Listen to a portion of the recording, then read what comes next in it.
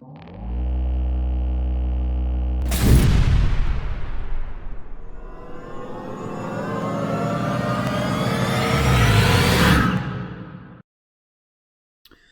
morning, good morning, good morning, and welcome back to another episode of the Mysticism Decoded Podcast. I am your host, Aleph Lev.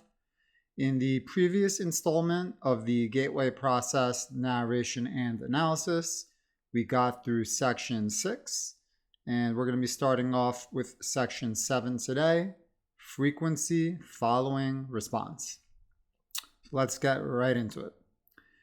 To achieve synchronization of brain hemispheres, the hemisync technique takes advantage of a phenomenon known as the frequency following response, which means that if a subject hears a sound produced at a frequency which emulates one of those associated with the operation of the human brain, the brain will try to mimic the same frequency pattern by adjusting its brainwave output. So what this is saying is whenever the brain hears a specific sound at a specific frequency and it's associated with the operation of the brain will then try to mimic the same frequency pattern by adjusting its brainwave output. So essentially, it's going to adjust and try to copy that frequency that it associated with the operation. Therefore, if the subject is in a fully awake state but hears sound frequencies which approximate brainwave output at the theta level, the subject's brain will endeavor to alter its brainwave pattern from the normal beta to the theta level. So whenever we're going into these deep states of meditation, what we're doing is we're basically entraining the brain to, or maybe not entraining, there's better uses for that word, but we're modeling the brain to produce theta and delta levels. These are the levels in which are necessary to have these higher states of consciousness and go out of body.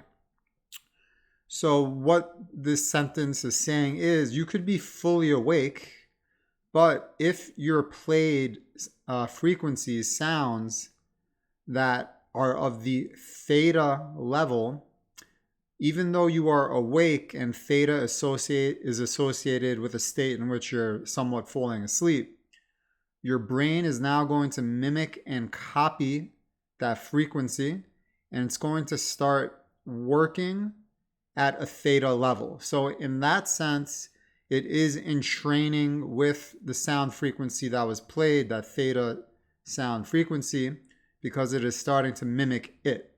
And entraining means basically the absorption of anything, really. Okay, so that's a very important concept to understand, that we can be awake, but whenever the sound is played at a theta level, our brain is going to start mimicking it, and it's going to start operating essentially at the theta level. Since the theta level is associated with sleep, the subject concerned may progress from a fully awake to a sleep state, provided that he does not consciously resist, meaning you can't try to consciously fight the feeling, the sleepiness, the theta level taking a hold of you, because if you do, you could fight it off, and you're going to basically make it so that the process is not able to work. As the brain strives to entrain its wave frequency output with the one which the person hears. Since these brainwave frequencies are outside the spectrum of sounds, which can be heard in pure form by the human ear, hemisync must produce them based on another phenomenon known as the brain's capacity for deducing beat frequencies. If the human brain is exposed to one frequency in the left ear, which is 10 hertz, below another audible frequency played in the right ear, rather than hearing either of the two audible frequencies, the brain chooses to hear the difference between them, known as the beat frequency. So what this is saying is, if you play a sound in your left ear, let's say 10 hertz, and you play a sound in your right ear, let's say 6 hertz, the brain, it's not going to hear two different frequencies. It's going to hear the difference. It's going to hear 4 hertz. And 4 is the beat frequency. It's the difference between them. Thus availing itself of the FFR phenomenon and using the technique of beat frequencies. The gateway system uses hemisync and other audio techniques, employing the FFR phenomenon to introduce a variety of frequencies which are played at a virtually subliminal, marginally audible level. So basically, the hemisync tapes are taking advantage of this beat frequency phenomenon and this FFR phenomenon to help induce a theta state in a subject who was previously just wide awake. The objective is to relax the left hemisphere of the brain, place the physical body in a virtual sleep state, and bring the left and right hemispheres into coherence under conditions designed to promote the production of ever higher amplitude and frequency of brainwave output. So the point is to put your body in a virtual sleep state. We're talking theta delta, and to have a higher level of amplitude and frequency of brainwave output. So amplitude, you could think of it like volume, and frequency, you could think of it sort of like a radio station. So turning up the volume on whatever particular radio station of brainwave output. Audible and perhaps subliminal suggestions by Bob Monroe accompany the various brainwave frequencies, which are sometimes rolled in together with other sounds, such as sea surf, to mask the sound frequencies where desirable. In this way, Gateway endeavors to provide the subject with the tools by which he may alter his consciousness based on his own volition over time through the repetitive use of the tapes, so as to access via intuitive means new categories of information not available to ordinary consciousness. So this is basically a technique that is taking advantage of beat frequency and FFR to help the subject train his body and get more used to the process in which is necessary to have higher levels of consciousness and go out of body. All right, next we have role of resonance.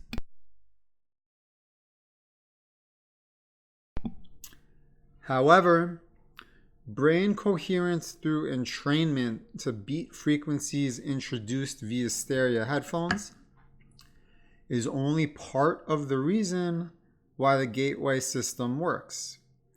It is also designed to achieve the physical quietude characteristic of deep transcendental meditative states, which brings about a complete alteration of the fundamental resonance pattern associated with the sound frequencies produced by the human body. Yoga, Zen, or transcendental meditation, if practiced long enough, will produce a change in the sound frequency with which the human heart resonates throughout the entire body. So basically, these practices, yoga, Zen, and transcendental meditation, which is really all along the lines of the same thing, similar processes, similar results, maybe just nuanced operation.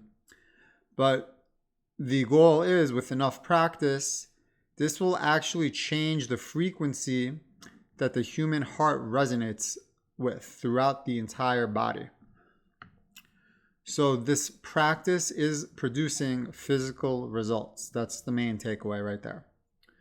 According to Bentov, this change in resonance results from elimination of what the medical profession calls the bifurcation echo, so that the sound of the heartbeat can move synchronously up and down the circulatory system in harmonious resonance approximately 7 times a second. Bentov describes the role played by the bifurcation echo as follows. When the left ventricle of the heart ejects blood, the aorta, being elastic, balloons out just beyond the valve and causes a pressure pulse to travel down along the aorta.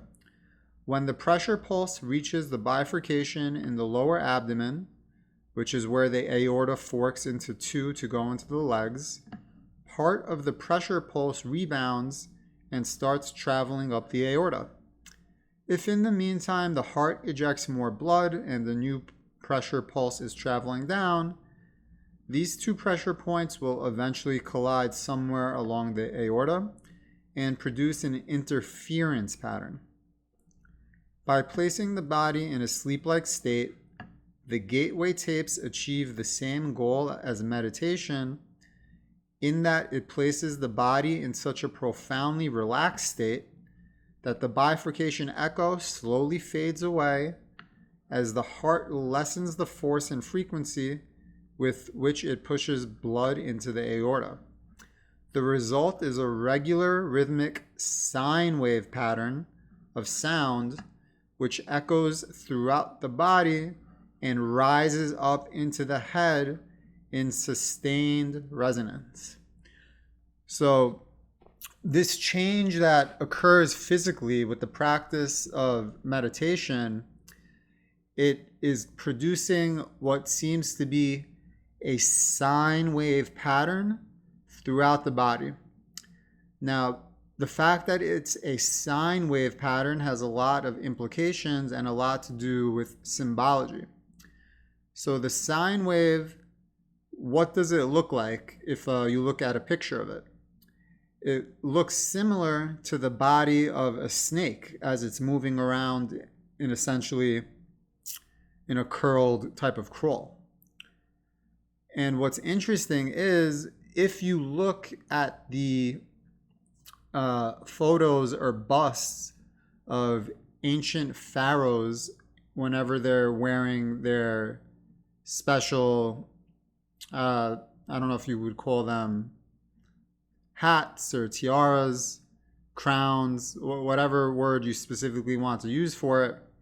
But a lot of times on those hats, which will just be the word that I'll use, you have a picture of a snake coming through the hat at the top center of it. So what this implicates, and this is something I learned by watching one of Bentov's documentaries, is that it is referring to the sine wave frequency that goes through the body and through the head whenever one is putting themselves in a state that is necessary to go out of body. So the statement from the pharaohs is basically, my kundalini is very strong. The sine wave is coming all the way up through the top of my crown. And here it is. This is my symbol for it. The snake through the hat. So very, very important symbology with the sine wave. The amplitude of this sine wave pattern, when measured with a sensitive seismograph type instrument, is about 3 times the average of the sound volume produced by the heart when it is operating normally. So again, the main takeaway here is sine wave pattern.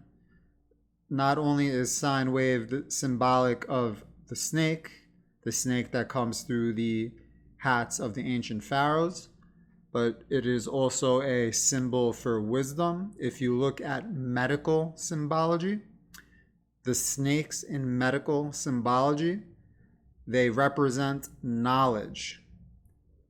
They essentially represent enlightenment. And now we understand where that originates from. It originates from the sine wave pattern that is produced in your body as you are producing the frequencies necessary to go into these theta and delta states, which lets you have a higher level of consciousness to go out of body, and as such be able to attain higher levels of knowledge throughout the universe by entraining with that higher level of consciousness, which we're going to come to understand more in the following paragraphs. Okay, section 9, brain stimulation. Bentov's biomedical model shows that this resonance is of considerable importance since it is directly transmitted to and impacts upon the brain. The resulting vibration is received and transmitted into the brain itself via the fluid-filled third and left ventricles located above the brain stem. An electromagnetic pulse is then generated, which stimulates the brain to raise the amplitude and frequency of brainwave output, just as Dr. Twemlow observed in his research on the effects of the hemisync tapes. Also, the brain is contained in a tight membrane called the dura, which is in turn cushioned by a thin layer of fluid located between it and the skull. As the coherent resonance produced by the human heart in a state of profound relaxation reaches the fluid layer surrounding the brain, it sets up a rhythmic pattern in which the brain moves up and down approximately 0.005 to 0.01 millimeters in a continuous pattern. The self-reinforcing character of resonant behavior accounts for the body's ability to sustain this movement despite the minimal level of energy involved. In this way, the entire body, based on its own micromotion, functions as a tuned vibrational system which transfers energy in a range of between 6.8 and 7.5 hertz into the Earth's ionospheric cavity, which itself resonates at about 7 to 7.5 hertz of this process, Bentov states. This is occurring at a very long wavelength of about 40,000 kilometers, or just about the perimeter of the planet. In other words, the signal from the movement of our bodies will travel around the world in about 1/7 of a second through the electrostatic field in which we are embedded. Such a long wavelength knows no obstacles, and its strength does not attenuate much over large distances. Naturally, it will go through just about anything: metal, concrete, water, and the fields making up our bodies. It is the ideal medium for conveying a telepathic signal. Consequently, the gateway process is designed to rather rapidly induce a state of profound calm within the nervous system and to significantly lower blood pressure, to cause the circulatory system, skeleton, and all other physical organ systems to begin vibrating coherently at approximately 7 to 7.5 cycles per second. The resulting resonance sets up a regular, repetitive sound wave which propagates in consonance with the electrostatic field of the Earth. So basically, our bodies are very much like a vibrational instrument. And whenever we tune our vibrational instrument, that is our body, to about 7.5 hertz, it is now in resonance and matching the Earth's resonance. That is the main takeaway from this particular paragraph here.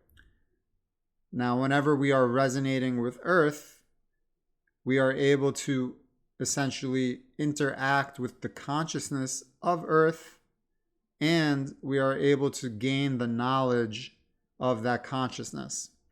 And that consciousness itself is tuned in with the consciousness and information of the entire solar system, as we'll come to see. Section 10, energy entrainment. As the body is turned into a coherent oscillator, vibrating in harmony with the surrounding electrostatic medium, the specific exercises included in the gateway tapes enjoin the participant to build up the energy field surrounding his body, presumably by using energy from the Earth's field, which the body is now entraining because of its ability to resonate with it.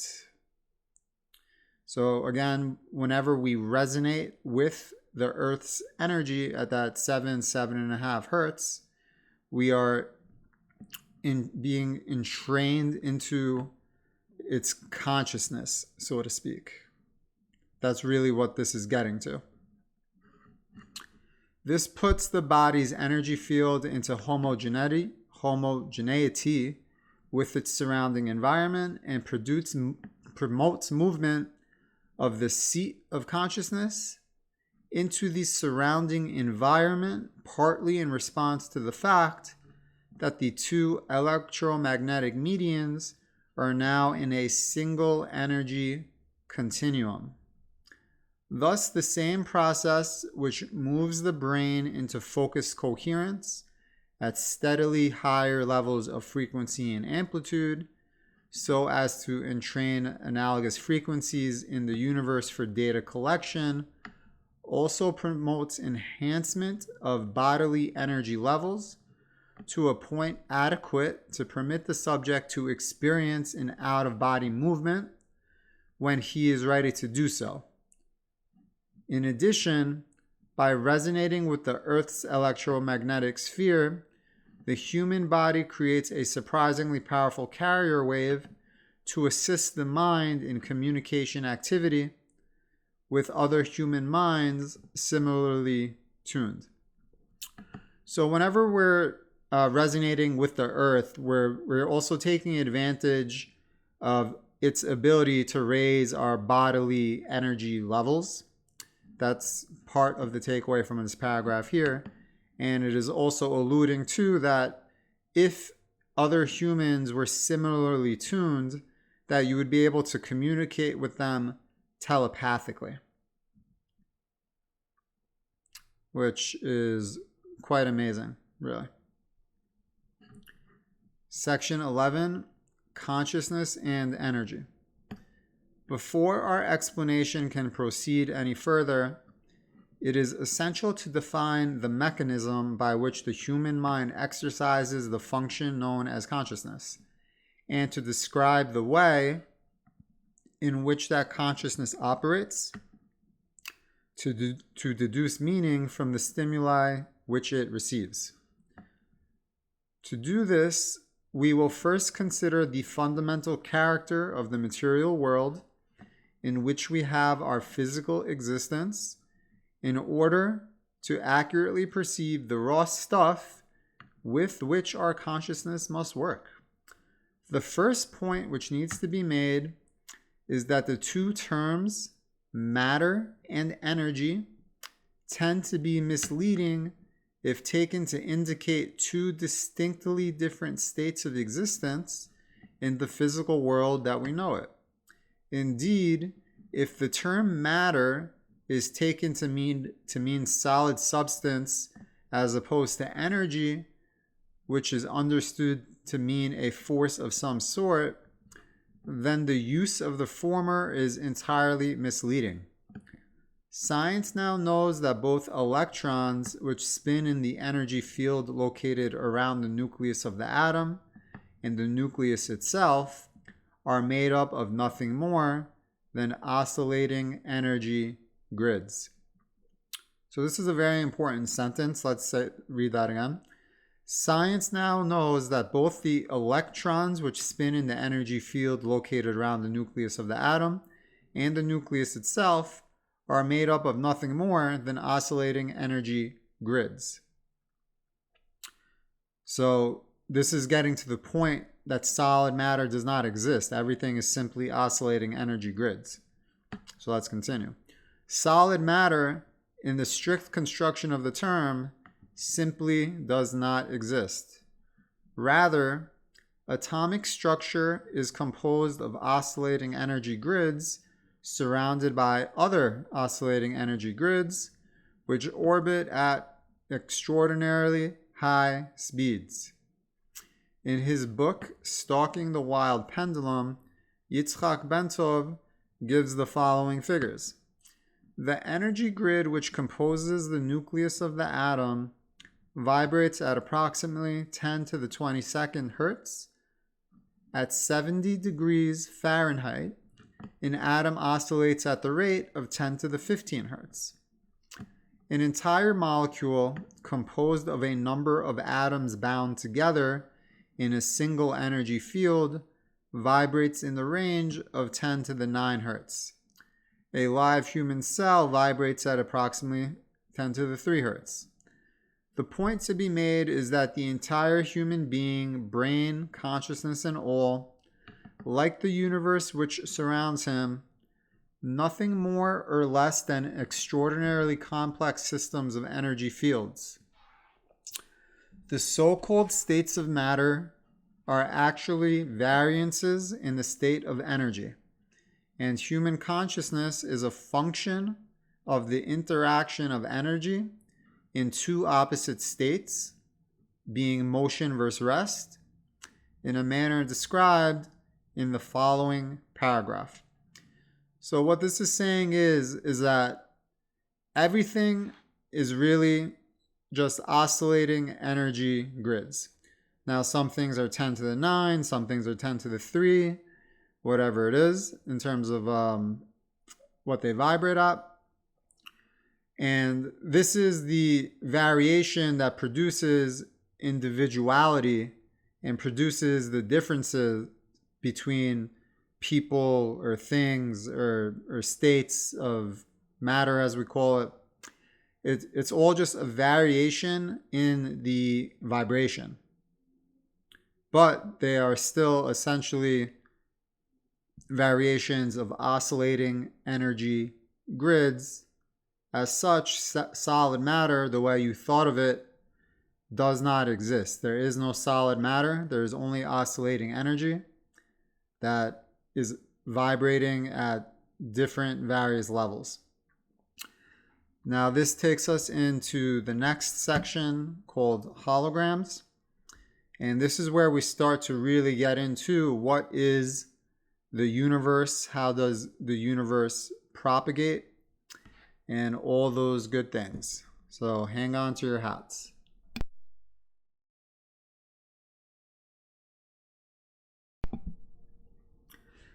Energy creates, stores, and retrieves meaning in the universe by projecting or expanding at certain frequencies in a three-dimensional mode that creates a living pattern called a hologram.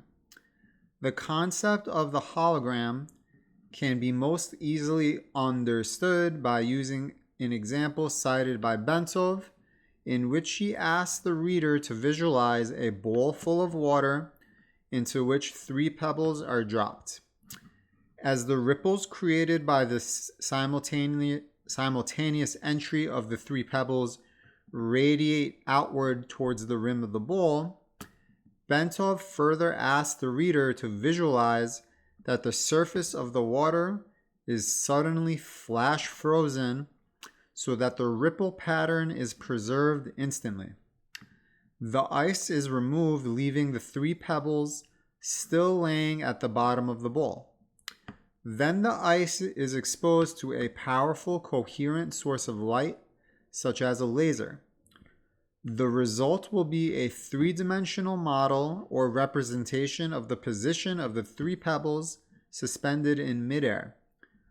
Holograms are capable of encoding so much detail that, for example, it is possible to take a holographic projection of a glass of swamp water and view it under magnification to see small organisms not visible to the naked eye when the glass of water itself is examined. The whole concept of holography, despite its scientific implications, has only been known to the physicists since the underlying mathematical principles were worked out by Dennis Gabor in 1947, which he eventually won a Nobel Prize for his work. And yet another contribution from a Jewish scientist, by the way. Laboratory demonstration of Gabor's work only occurred years later following the invention of the laser. As biologist Lyle Watson explains, the purest kind of light available to us is that produced by a laser, which sends out a beam in which all the waves are of one frequency, like those made by an ideal pebble in a perfect pond. When two laser beams touch, they produce an interference pattern of light and dark ripples that can be recorded on a photographic plate. And if one of the beams, instead of coming directly from the laser, is reflected first off an object such as a human face, the resulting pattern will be very complex indeed, but it can still be recorded. The record will be a hologram of the face. So I don't think I could really explain this paragraph better than the way it's written, but this is starting to explain that our universe is actually a hologram. It is a universe made up of holographic consciousness, so to speak. Section 12, the part encodes the whole. Of further importance is the fact that even if we dropped our frozen hologram of the ripple pattern on the floor and it broke it into a number of pieces, each individual piece would recreate the entire holographic image all by itself. The smaller the piece, the fuzzier and more distorted would be the resulting holographic projection, but the fact remains that a whole projection would nonetheless be made. So if you think of that famous quote by the poet Rumi, I believe it goes something like, "You are the ocean in a drop, not a drop in the ocean," something along those lines. This is basically what it's referring to. Every single thing, person, I guess you could bring it down to the lowest level of an atom. It all contains the entire hologram within it, but the smaller it is, the fuzzier and harder to read or make out. Yet, it's all there. The key to creating any hologram is that energy in motion must interact with energy in a state of rest, non-motion. So this is going to become a very important concept in the upcoming paragraphs as well. So understand again that in order to create a hologram, we must have energy in motion and energy not in motion, which is energy at rest. And as we'll come to see, energy at rest is equivalent to energy in the state of infinity. In the foregoing example, the pebbles represent energy in motion, while the water, before its agitation by the pebbles, represents energy at a state of rest. To activate, or in effect to perceive the meaning of a holograph, energy, in this case, a coherent light source such as a laser beam, must be passed through the interference pattern generated by interaction between the moving energy and the energy at rest. In the simple example given by Bentov, this requirement was fulfilled by holding the frozen interference pattern in front of the coherent light to project the three-dimensional holographic image. into space. As Marilyn Ferguson, editor of the Brain Mind Bulletin, tells us, another feature of a hologram is its efficiency. Billions of bits of information can be stored in a tiny space. The pattern of the holographic photograph is stored everywhere on the plate.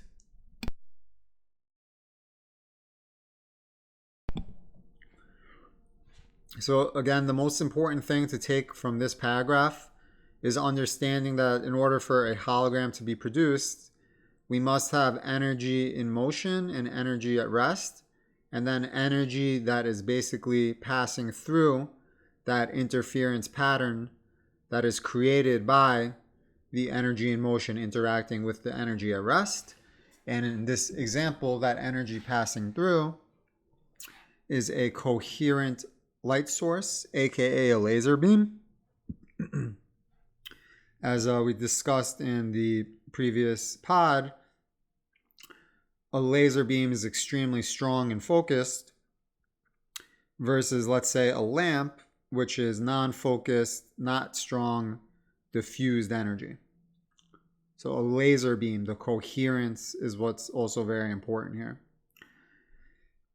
Section 14, the consciousness matrix. The universe is composed of interacting energy fields, some at rest and some in motion. It is, in and of itself, one gigantic hologram of unbelievable complexity. According to the theories of Karl Pribram, a neuroscientist at Stanford University, and David Bohm, a physicist at the University of London, the human mind is also a hologram which attunes itself to the universal hologram by the medium of energy exchange, thereby deducing meaning and achieving the state which we call consciousness. With respect to the states of expanded or altered consciousness, such as gateway uses, the process operates in the following way.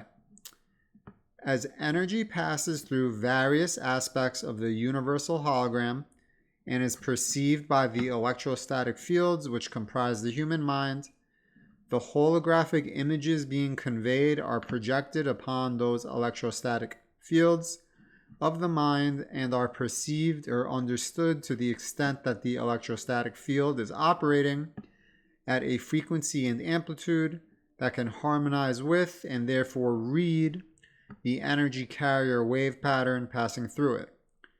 Changes in frequency and amplitude of the electrostatic field, which comprises the human mind, determines the configuration and hence the character of the holographic energy matrix, which the mind projects to intercept meaning directly from the holographic transmissions of the universe. Then, to make sense of what the holographic image is saying to it, the mind proceeds to compare the image just received with itself. Specifically, it does this by comparing the image received with that part of its own hologram which constitutes memory. By registering differences in geometric form and in energy frequency, the consciousness perceives it. As psychologist Keith Floyd puts it, contrary to what everyone knows is so, it may not be the brain that produces consciousness, but rather consciousness that creates the appearance of the brain. So this paragraph, one of the main takeaways is for so long in society, there was this theory that consciousness is produced by the brain, but it's the exact opposite. It is consciousness that produces the brain. And the way that the brain basically perceives the universe is by doing this deduction between images it is receiving and its own memory. So basically, the difference between the universal consciousness and your consciousness is the reality in which you are familiar with. This is what you are seeing, experiencing. So in modern times, in the last couple of years, the scientist Donald Hoffman talks about this a lot, that reality is sort of like a computer GUI system, that there's more to it. And I say, yes, obviously, that is good that you are agreeing with that and saying that. I'm a little bit confused as to how he's getting so much credit for essentially it's making it sound like he's the first person to be aware of this. Whenever, first of all, we have this document from the 80s, Bentov's book from the 80s. We have the holographic principle created as far back as the 40s. We have our ancient texts that say this to us from many thousands of years ago. So I'm just a little surprised as to how this narrative came to be, that in the 2020s, Donald Hoffman just figured this out, whenever we've basically known this since the dawn of humanity, and even in modern scientific pop culture for many decades. But that's what the media does. It picks its winners and it runs with it, and it creates narrative, and that's what it wants you to know, that's what it wants you to believe. So I don't necessarily have anything against Donald Hoffman. I'm glad that he agrees with these Kabbalistic theories and the ideas of Bentov and others from many decades back. But I've watched interviews with Donald Hoffman, and I don't really recall him referencing or giving too much credit to people like Bentov or others before him. I know he's put out a lot of books. I haven't actually read his books. Maybe there he does. But in the interviews I've seen, it's almost as if he's trying to take credit for something original. And for me, that's just a little bit of, not kosher. What can I say? All right, section 15, brain and phase.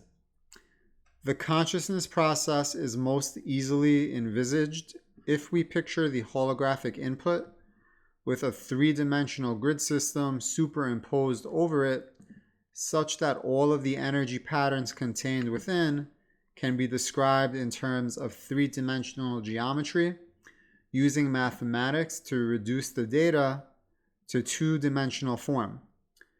Bentov states that scientists suspect that the human mind operates in a simple binary go, no-go system, as do all digital computers. Therefore, once it superimposes a three-dimensional matrix over holographic information it wishes to interpret and reduces that information mathematically to two-dimensional form, it can completely process it using its fundamental binary system, just as any computer made by the hand of man can process volumes of data and make various comparisons between the data and information stored in its digital memory. Our minds operate in the same way, perceiving by comparison only. Bentov states the proposition this way: our whole reality is constructed by constantly making such comparisons. Whenever we perceive something, we always perceive differences only. In states of expanded consciousness, the right hemisphere of the human brain, in its holistic, nonlinear, and nonverbal mode of functioning, acts as the primary matrix or receptor for this holographic input, while by operating in phase or coherence with the right brain, the left hemisphere provides the secondary matrix through its binary, computer-like method of functioning to screen further the data by comparison and reduce it to a discrete two-dimensional form. So this paragraph, it's very technical. It's sort of just explaining the way in which the brain breaks down and perceives. Again, we are perceiving the differences only, and the brain in some ways is similar to a computer. which Bentov is explaining here with his go, no-go analogy and how it's broken down into two-dimensional form. So I don't think I could do much more justice than the way it's written, but very interesting. And now let's continue on to section 16, evaluation.